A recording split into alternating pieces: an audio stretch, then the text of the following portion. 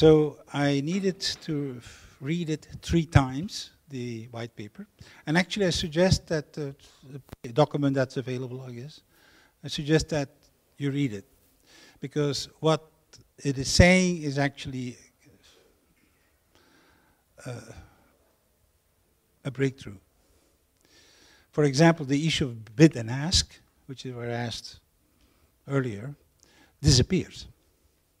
Because it's the benefit of the intermediary. And in this system, you don't have an intermediary, it's the contract. So that's one additional advantage that you didn't mention. So I'm just mentioning that as part of the background from the previous conversation. So,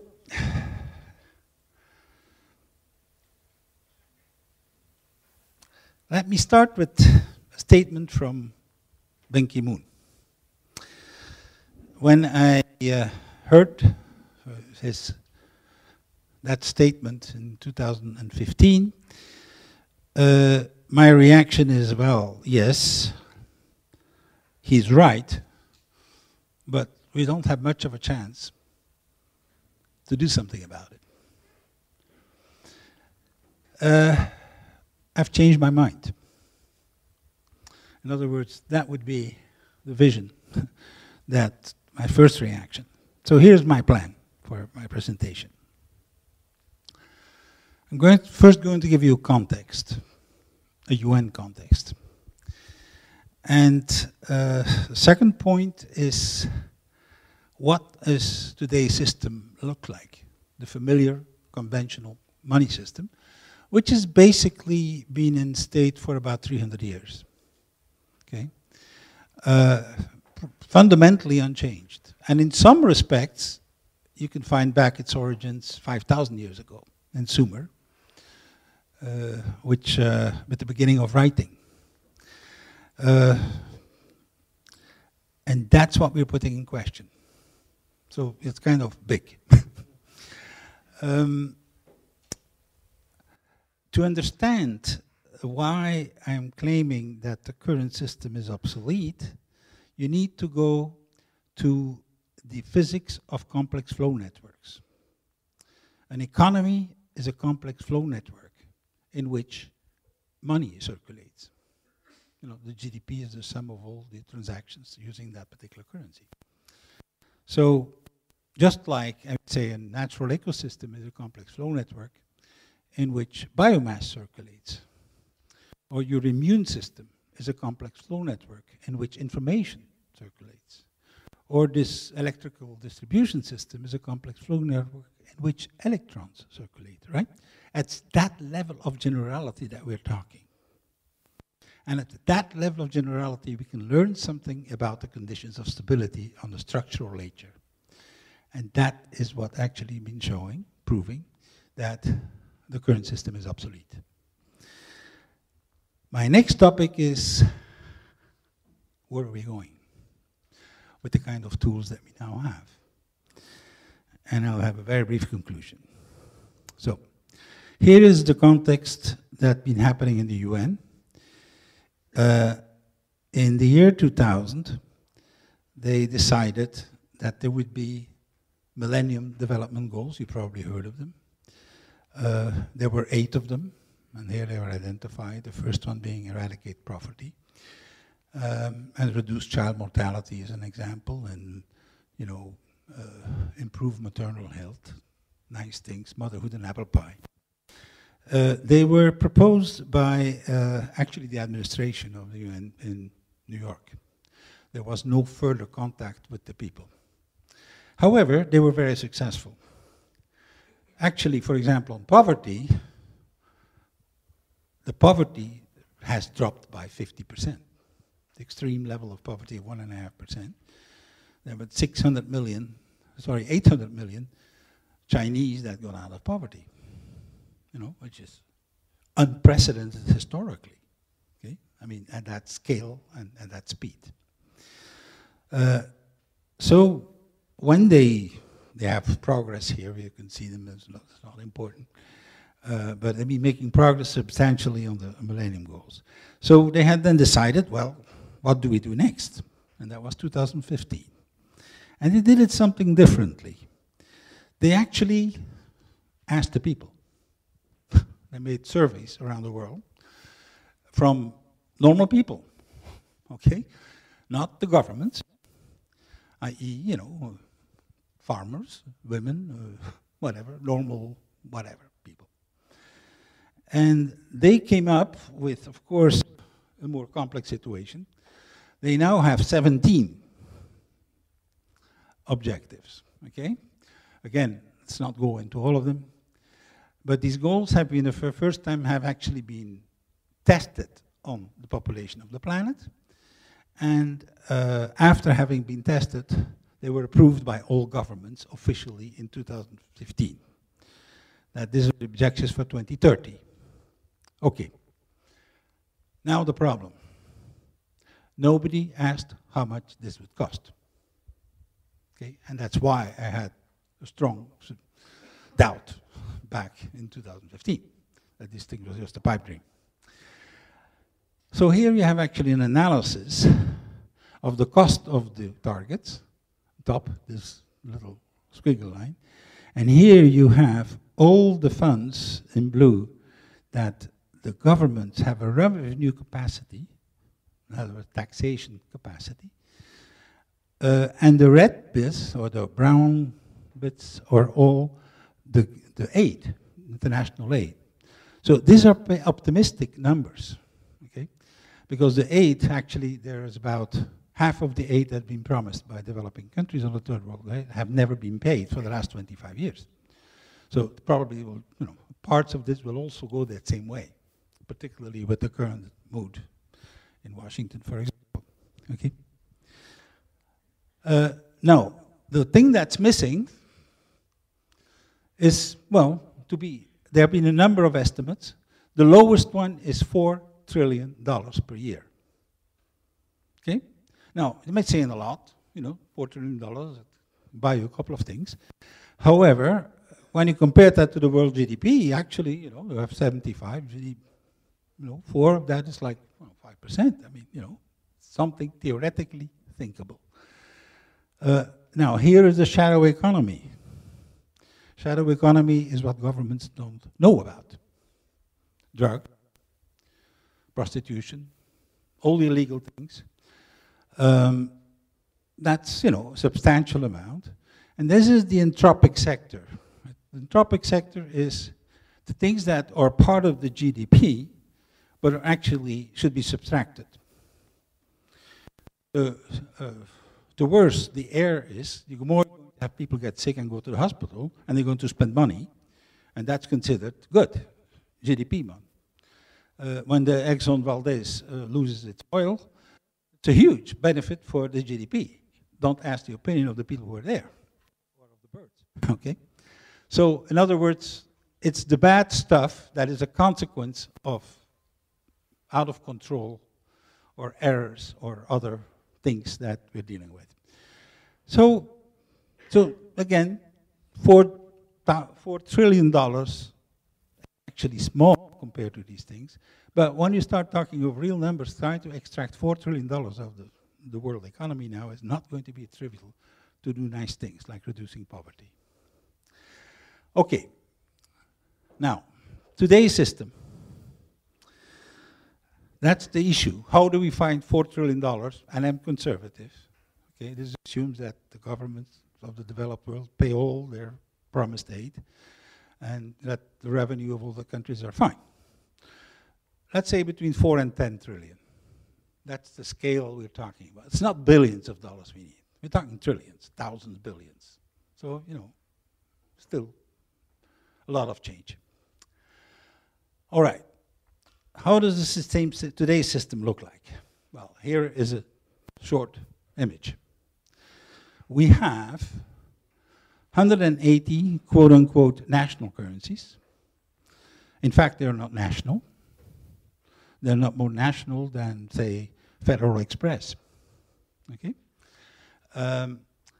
They're created by bank debt. Okay, I presume you know that. So all our money, all conventional money, are actually debt with banks. Debt of individuals, debt of corporations, or debt of government. That's how money is created for for the last 300 years, and those who doubt about that, because some textbooks of economics don't tell you that. In fact, the Bank of England published in 2014, for the first time from a central bank viewpoint, how money is really created in modern times. And the answer is through banks. Private banks, okay, through that. Okay, now, how does that work? What is the relationship between the government and this financial sector? And to understand that, the best analysis has been done by Ferguson.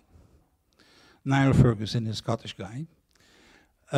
He calls it the square of power. And it involves 4 key institutions. He developed that model. And that's actually how things work.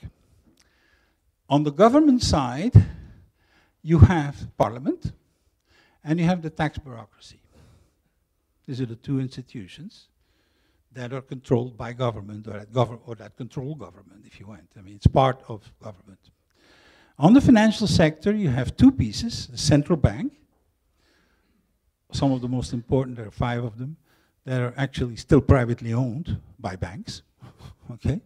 And there's always have a huge influence, okay? Through the boards and other stuff, okay? So, financial sector controls the central bank and the national debt, obviously, okay? Now, how does the play of citizens, all of us in this story? Well, we have actually 2 things. We can elect once in a while, we can vote, and we are supposed to pay taxes. That's our interaction with this, okay? Now,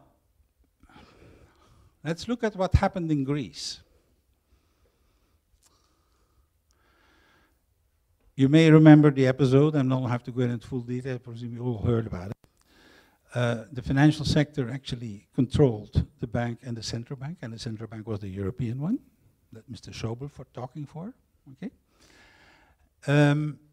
And they basically put the squeeze on national debt.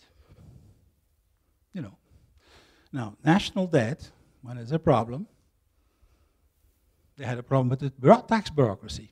Tax bureaucracy was not working well. So, boof, back to parliament. The elections don't matter. That's what Mr. Schauble said, and he's correct. That's why. Okay? So, that's the result for the case of Greece. Okay? Now, in fact, what we're dealing with is a pipeline. A pipeline model. Very simple. You have commercial banks that are creating the real economy and the anthropic sector. Out of control of these things actually are the shadow economy that we talked about. And out of this stuff's supposed to be going the sustainable development goals, the 4 to 10 trillion that's missing. It's not going to be obvious, but that's basically the pipeline. The money becomes available after taxes through the system. Okay? Now, an image replaces lots of words.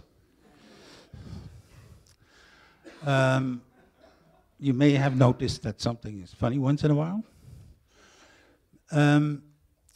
By the way, one of the reasons is this graph. The little bottom part here is the real economy. This is the foreign exchange market, the volume of foreign exchange transactions, which are every 3 years evaluated by the Bank of International Settlements for a particular day. The trillions of dollars we're talking about here, okay, that's per day. Understand?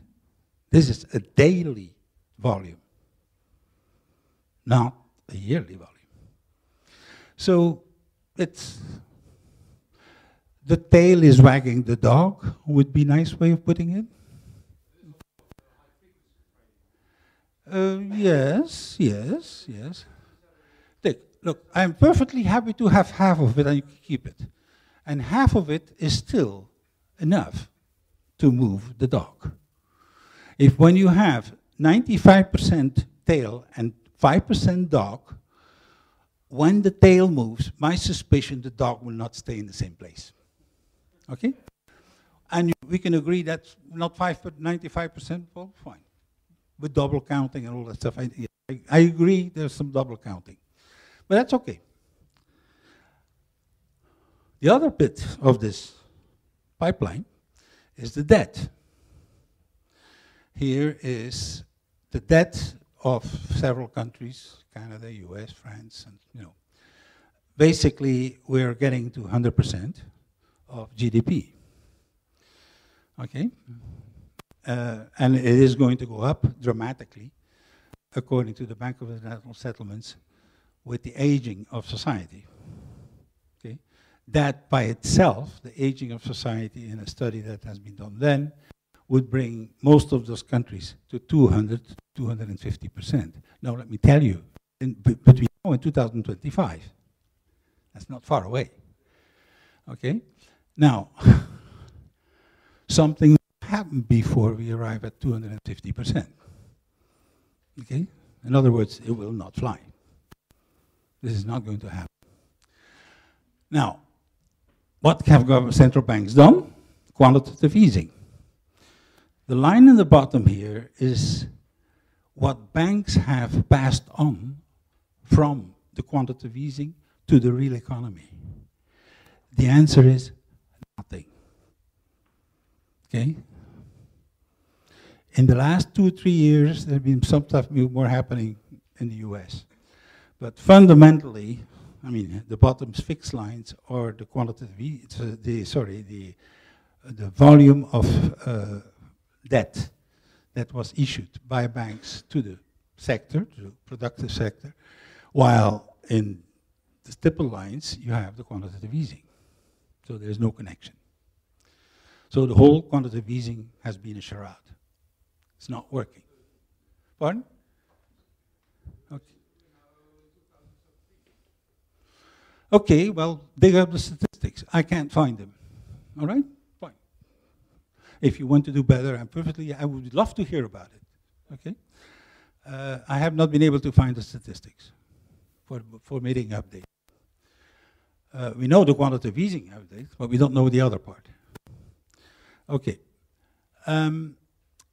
Now, ultimately, what that would mean for governments is a tax increase of very substantial nature in order to face what we're dealing with.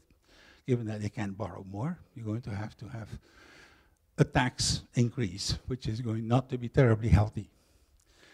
Now, even when all these things are happening, a number of cases have been failing.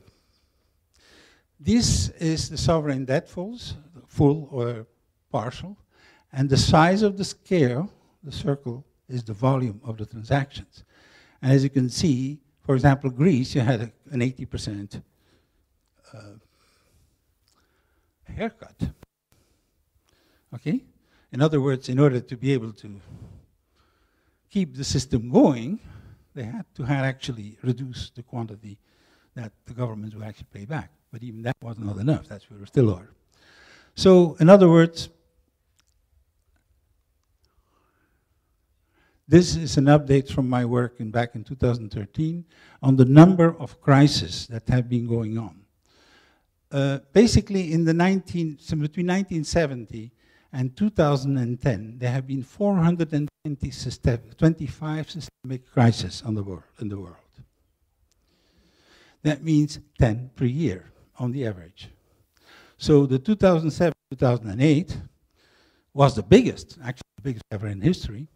But, kind of in the media, it's presented as if it's the only one. They talk about the crisis, right? Singular. Okay, 10 per year, over 40 years. So the system is structurally unstable, is my claim. You have the different types, state failure, banking crisis. Here we have actually the monetary crisis and sovereign debt crisis. With Greece, we have to add a new one. Okay? Now, why is this happening? Usually the textbooks in economics or the studies in this field, they all take one particular case.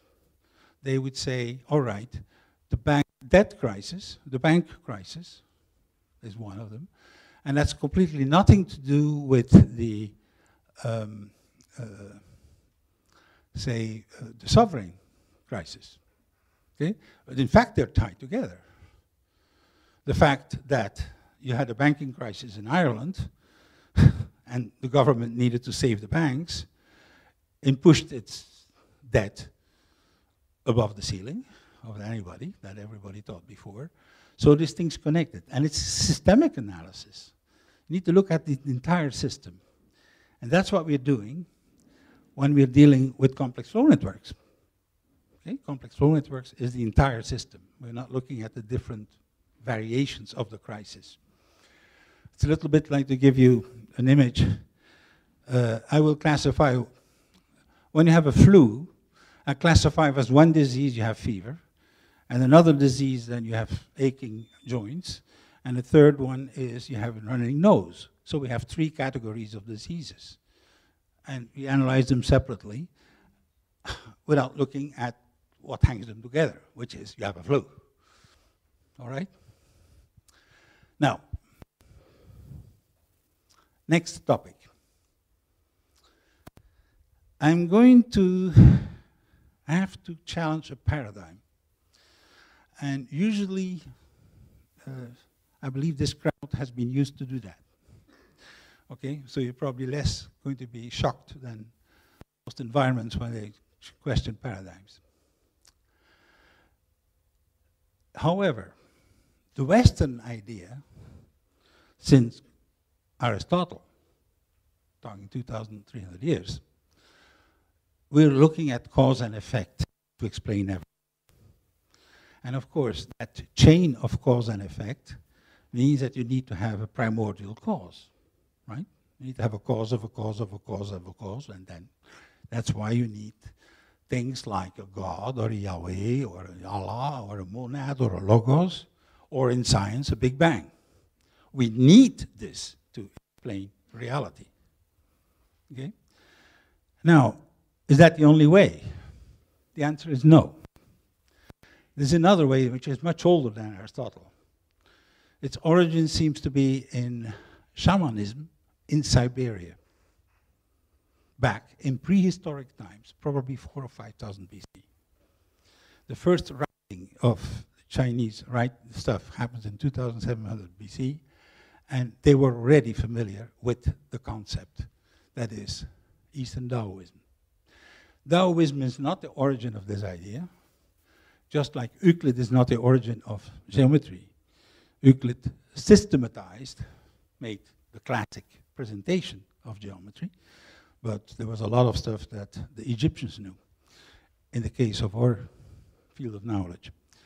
Now, in Eastern Taoism, I'm taking Taoism as the classic form of this shamanic insight, which is prehistoric. All living systems, according to this worldview, emerge from a yin-yang interaction, i.e., at the origin, in our case, and here, at the origin you needed to have something, a creator or something, a Big Bang. Okay? Here, no. At the origin you had the void, in both cases, but out of the void comes polarity. Yin-yang. And the dance of yin-yang continuously is what creates reality. It's a very different worldview. The interesting part, my work with Ulanovich has demonstrated from a scientific perspective in Western science that that way of looking at the world is actually the one that applies to all living systems, including ecosystems, okay? And including money, by the way, the money system, all our flow networks. So, this is a classic statement of two Chinese people. The motion of yin and yang generates all things in nature. We look at that as a naive, pre-scientific, kind of romantic view, but it's not. And here are some examples of the association between yin and yang. Let's not go into it. Night and day, cold and hot, earth and sky, moon and sun, and so on and so on.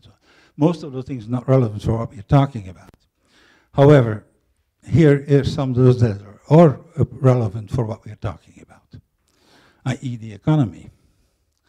On the young coherence, the best place to start is at the bottom. We have a transcendent God, typically with a beard, right? And in that worldview, central authority is the way to do things. Hierarchy works the way to organize everything that we do. Bigger is better. Technology dominates, peak experience, having, doing, efficiency, competition. The inside, everything is divine. The divine is everywhere. And mutual trust is the way to organize reality. Egalitarian works best. Small is beautiful. All the kind of stuff that we know about, right? That we heard about in sustainability and that we don't have. By the way, this is missing for a very simple reason. Our money system, our money is all yang. Is an extreme yang construct. It's issued hierarchically, controlled mechanism. It's about having. It's, well, all these things here. Every feature about it is yang. Now, what was the work with Bob Ulanovich that I've been involved in the last 8 years? Bob has spent his entire life, he's one of the founders of quantitative ecology. Quantitative ecology is a domain, for example, to be concrete, he has gone to many different ecosystems in the world, natural ecosystems, and he spent his life measuring in grams per square meter per year what happens with biomass in every one of these different ecosystems. And there are a huge variety of them, right? So one thing they have in common, all these thousands of ecosystems, natural ecosystems, is they are sustainable, right? They're proof that they are sustainable, otherwise they wouldn't be there. As simple as that, right? The question that we raised was, what else do they have in common? And we were lucky. I mean, it could be 500,000 things that they have in common. No. They had two key variables that were in specific ranges. And the two variables were structural variables, diversity and interconnectivity. These are characteristics of the network that we're dealing with. In other words, what flows in the network does not affect the capacity for sustainability or durability of the complex flow network. And that is the reason that we are having, we can apply what we learned from natural ecosystems in the economy. They're both natural, sorry, they're both complex flow networks, which have diversity and interconnectivity. And what happens with interconnectivity and diversity, because they're structural, it applies to both of them. Now, two complex flow networks with the same structure will behave the same way. In other words, when they are unstable, they will be unstable, whatever flows through it. And that is the examples here. It applies across the board. Now, this is what I'm saying is not an analogy or a metaphor. You say, well, money is like what happens in an economy, what happens with biomass in a natural ecosystem. That's not what we're talking about. It's much more fundamental. What did Newton discover? he discovered not an analogy between an apple and the moon. He discovered a universal law that applies to the mass of any object, including the apple and the moon. That was the breakthrough. Okay? Babulanovic discovered a universal law that applies to the structure of any complex flow network, independently of what flows in it. And it is saying we're dealing with systemic biomimicry. So, by the way, it happens also in electricity. You may have heard of the big blackouts that are happening, that happened in America. They were the ones you heard most of. But it will also happen in other countries. In Thailand, the whole country has gone under. In India, about a quarter of the country has gone. So, same thing. It's the same mistake. They're pushing efficiency too far and making it streamlined, not having enough diversity anymore. And the whole thing becomes brittle. Now, the driver behind in Bob's work is entropy. Now, the entire field of economics, whether it's Marxist or capitalist, ignores entropy. I repeat, ignores entropy. It is the most universal law in the universe. It's the origin of gravity. So it's more fundamental than gravity. Okay? So we're talking of something enormous that's overlooked.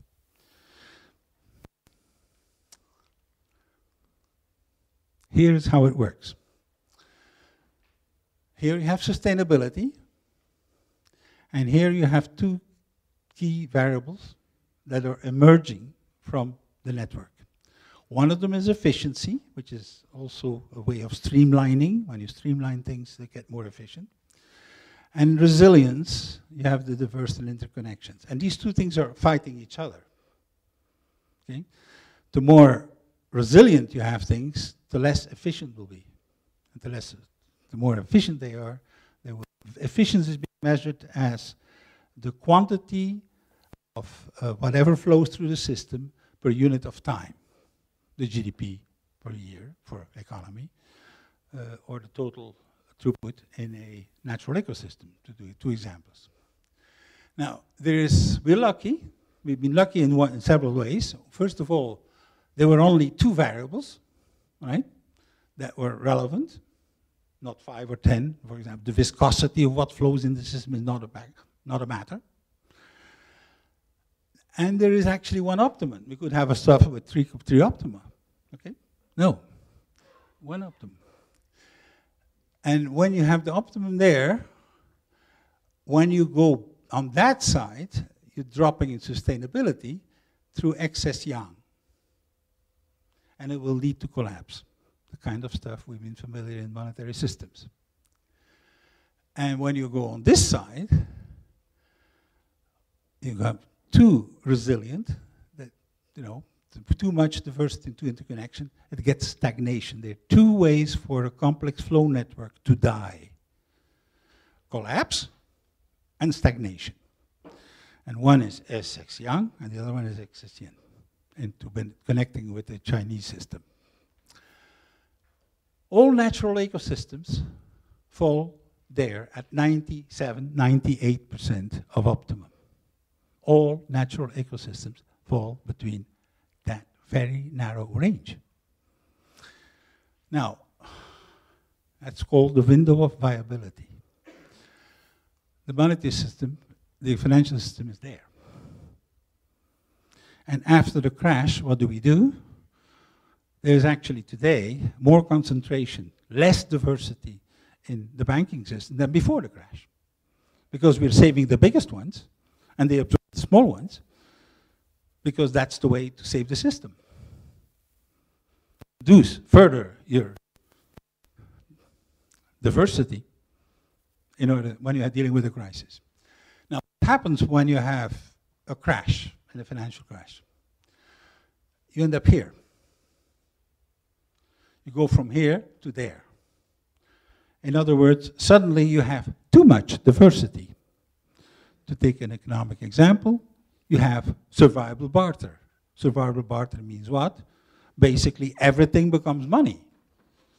My shoes, my jacket, my tie, they're all available for exchange. So that's what happens. Now, what happens in a natural ecosystem? Imagine that I drop a bomb, an atomic bomb, over a forest somewhere. You come back 20, 30 years later, you're going to have a new forest. May not be the same, but you're going to have a new ecosystem that has emerged. How did that happen? So it happens here, and actually it climbs up here. It reduces the systems, the plants and animals that are best adapted to the new environment will emerge and take over, and the other ones will disappear. And you're going to have less diversity until you get back into the window of viability. What do we do with the money system? We do this. As soon as we can, we go back to the monopoly, because that's the way things are supposed to be organized, isn't it?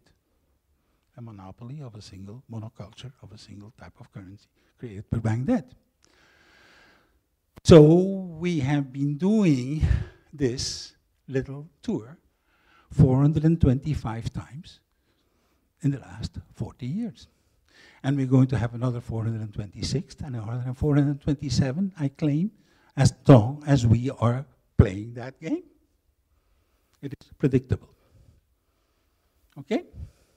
Good.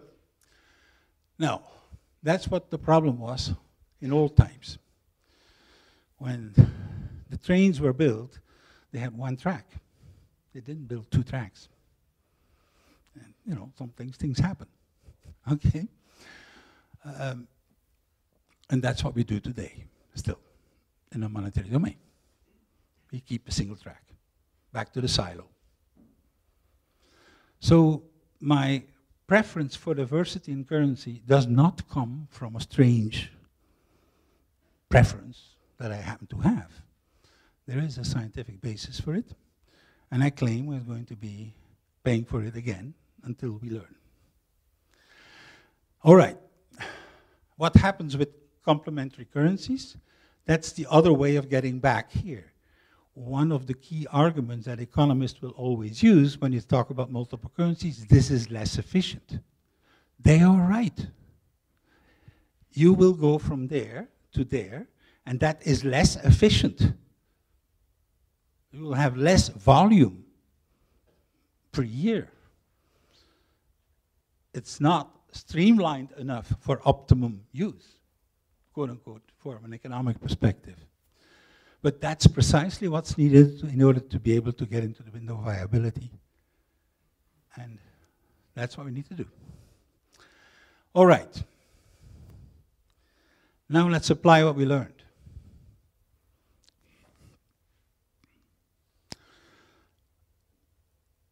I'm proposing that we learn something from nature. In other words, we need to go from this, and these are metaphors, okay, to this. Okay? That is what I'm talking. A monetary ecosystem is like this, and it is less efficient. We agree. I mean, yes, it is less efficient. But that will be the price you need to pay in order to have resilience. All right, let's return to the context, the Sustainable Development Goals. I'm proposing 2 of them as a target out of the 17. End of poverty and stopping climate change. And I claim that second one, actually, if we don't do this correctly, we are not going to remain as a species. I also think that there's no real point in going halfway on this stuff. You know? If you're not doing it right, Okay? I mean, of course, you can do it very, very, very bad, but, you know, we really need to get the full package here. Or the full Monty is one of the expressions somewhere. Here we're back to the pipeline model, remember that? There's an elephant in the room. Can you get this? Create a second circuit. There is no reason for the government to borrow money from banks in order to pay for these things. It can do it. At least conceptually, from a systemic viewpoint, it's doable. And you would then have a second QE, if you went, except that would be done by the government itself, for all the right sustainable development objectives. Okay? And some of the sideways would be actually, with reduced climate change, we may have less immigration. The estimate of the OECD is that we are going to have, in the next decade, hundreds of millions of people moving from Africa to Europe under climate change. I don't know whether you realize what that means, a couple of hundreds of millions. We have a bit of a problem with, you know, a couple of million.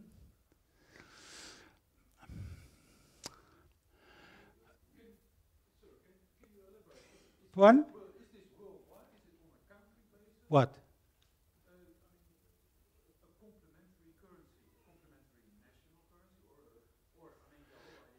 Okay. Give me, I'm getting there. Okay? We are fundamentally trapped, and the entire field of economics has been trapped since the beginning of the field of economics, from Adam Smith to this day, with the idea that needs to happen with everything we need to do with the single currency. It's taken as a, you know, an evidence. There is actually no theoretical economics that has been developed that I know of making an exception to that, right? Now, we are assuming, or actually pretending, that the allocation and the distribution of wealth is going to be best done that way. I have very serious doubts why that would be the case, but that's another issue. Here, some of the problems that we're having with the current system, though debts and poverty are everywhere at this point. By the way, I just got the statistics that last year in France, 600 farmers had committed suicide for financial reasons. In Belgium, which is a much smaller country, there have been 400 farmers committing suicide. These are two countries that happen to have the statistic of. I don't think it's much better in Holland or in Germany. Conventional money is created through private debt, banks, to serve for their own profits. That's how they create money, not for the benefit of humanity or the benefit of the government or the benefit of the economy or the benefit of the government. Okay? They're doing this for themselves. And of course, there's a cost to that, among others, the instabilities. That is paid by just about everybody, including the governments. Okay? Conventional money is created only through hierarchical and conditionally. If you go make a loan, you're going to have either put a collateral or, you know, other good stuff. And it runs out of communities very quickly. With the big chains, they're sucking the money out. When you go to the supermarket, the money is out of the country, typically, by the end of the day. Okay? So that's the current problems that we're dealing with. Here are some context things. The most important, in my view, is this. The power of the people becomes greater than the people in power in the current context. And the blockchain environment is one that makes this possible.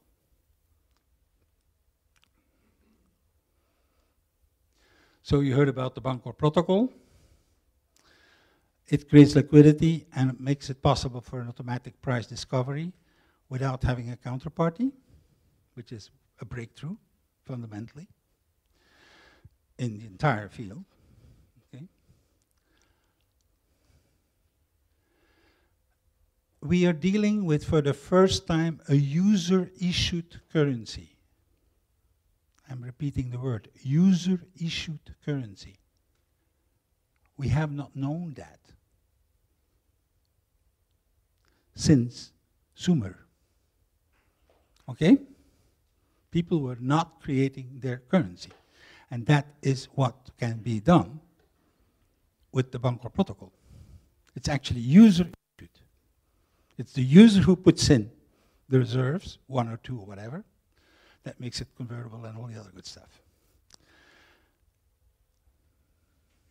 The money in that context will stay in the communities. And there's one warning that I'm giving here. Money should be managed as a commons. In other words, if you accept a currency, it's like breathing air. Everybody is affected by it. But, you know, we're not managing as a commons, obviously. The conventional system is not. But I claim that needs to happen, and that will not be automatic with the Bancor protocol. Okay? Bancor protocol by itself will not achieve that, because you're going to have high risk. It's like giving a machine gun in a children park, okay, and not having planned for what will happen when someone gets shot. Okay. When you're doing this, you better get a couple of things backing up what you're doing. Now, we know a lot about the commons, thanks to this lady. She got a Nobel Prize. She's the only woman who got a Nobel Prize so far. And she did it for governing the commons, because one of the stories that everybody heard of is the tragedy of the commons, right? The tragedy of the commons is an article by Harbin, who actually has no evidence at all. This is never the way people have organized commons when they had the power to do so. When they were commons, they were managing it differently. And here are the conditions.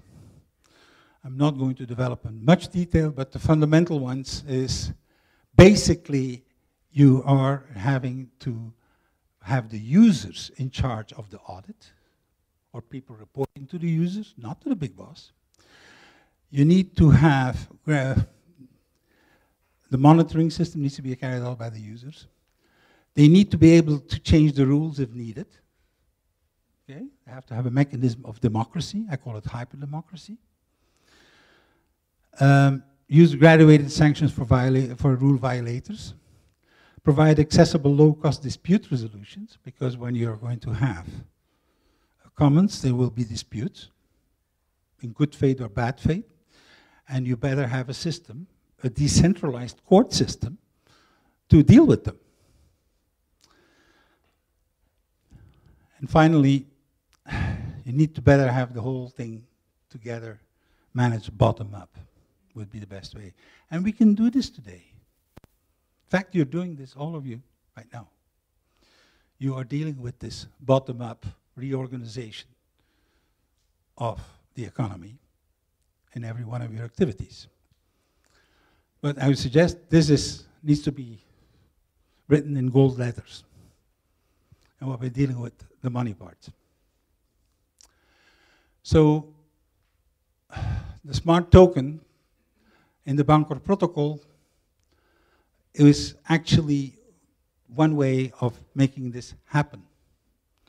And I claim we can create with another form of market, which is distribution, where they have multiple currencies circulating electronically, a way of reorganizing the economy from another way with multiple currencies. This exists already in Israel. It's actually working right now. The Lev market in Israel is the marketplace for Israeli moms. This has been an initiative of Aryeh Ben David. And it has been 207,000 deals, average about 6,000 deals per month, 15 million shekels. It's one of the most successful complementary currencies of a social nature on the planet. Okay? So here, the kind of stuff that is part of that process. In other words, giving bid and offer, an electronic market where people can pick from each other's users, your neighbor, what they're willing to sell, or what they would be needing for. Now, to conclude,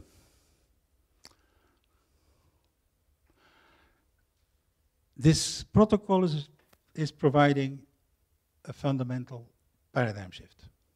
It is the first time in history that we have user-issued currency, and if we are intelligent with it and responsible with it, i.e. provide the conditions for having it managed as a commons, which we know how to do, you know.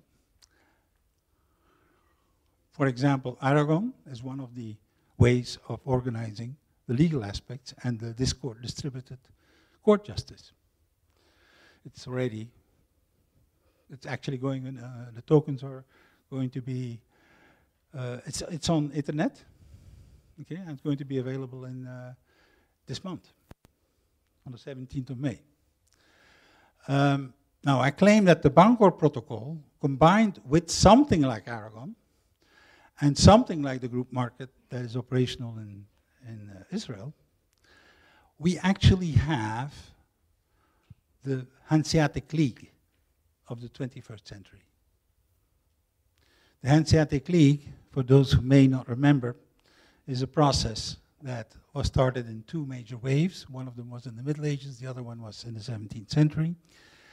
And it has, this is the part of it, the part of the world here that we're in right now is part of this. That's when it became wealthy. You know, this street was built in the 17th century in the good times of this system, by the way, Herengracht.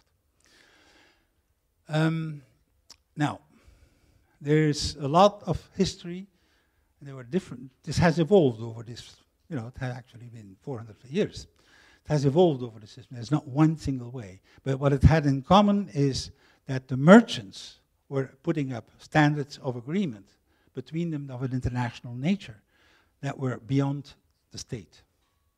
Because all the states were were all managed on local level and didn't have all an interest on making things simple. And it had its own court system, its own justice system. Okay? So here's actually a picture from Amsterdam from the 17th century. Here is the first seal of Lübeck. Lübeck was the first city to actually go part of the Hanseatic League back in the Middle Ages. We are here part of what we are surrounded by is actually a result from that period of world economy. And I would say that we have a choice. We can use the old ways, or we can try to go for the 21st century.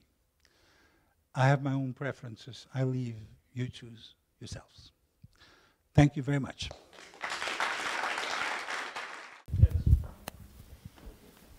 I think that's the point, is that it makes liquidity. Is that Ethereum is better. But if there's coming a new coin, cryptocurrency, which is better, which could be better, has that liquidity, so it can expand, it can flow in the process, in the system, just by being in a liquid system.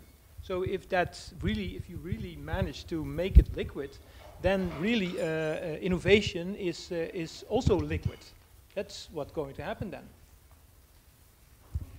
No, I mean it makes it the liquidity of a new. So if you have a new cryptocurrency, and it doesn't have that distribution, it doesn't.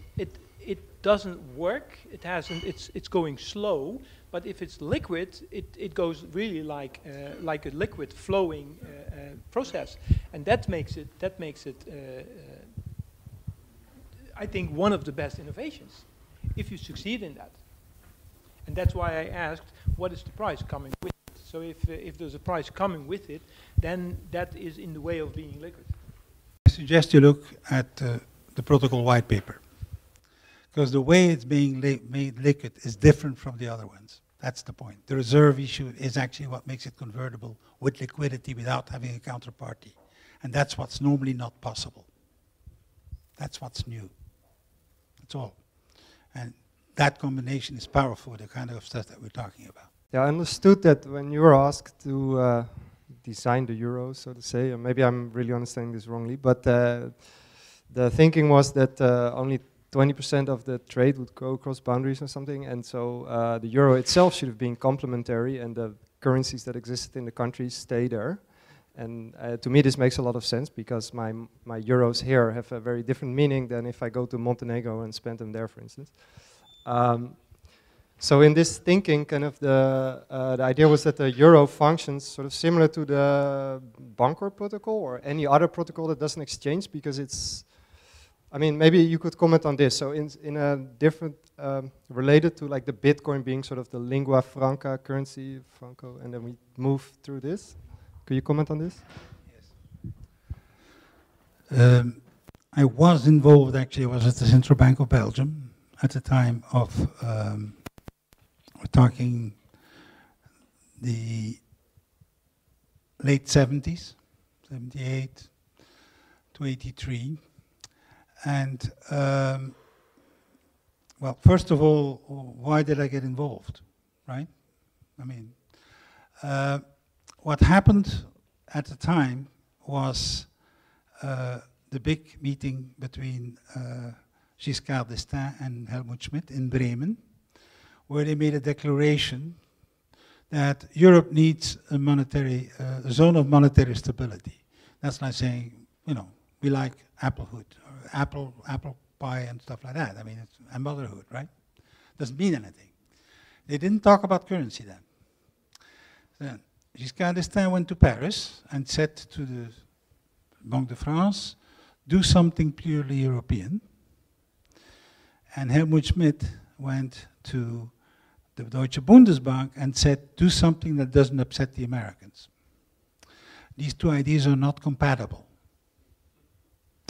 So the Bank of International Settlements is set up, it exists for these kind of issues. What they do is create a committee, the ECU committee, the European Currency Unit Committee, and they put a Belgium inside and in control of it.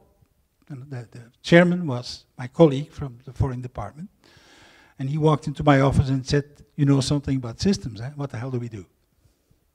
Okay, so I've been working on this thing for about 3 years, and my proposal was different from what has happened.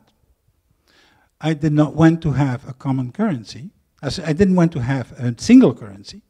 I wanted to have a common currency. Okay?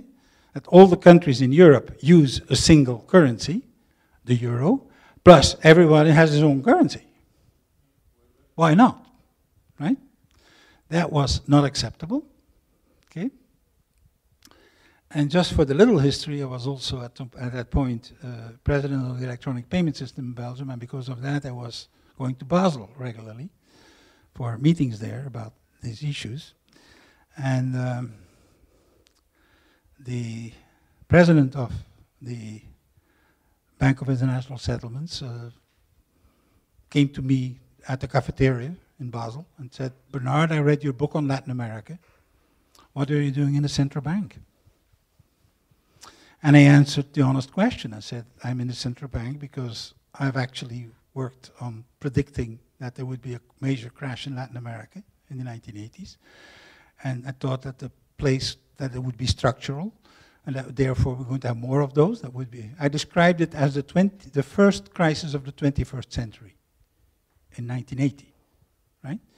So because I expected more of those. Okay, and I thought that well, the place to look at these issues would be central bank, and that the only central bank where I have access is the Belgian one, because you cannot work. You can work for the foreign for the State Department in the States as a foreigner, but you cannot work for the Federal Reserve as a foreigner.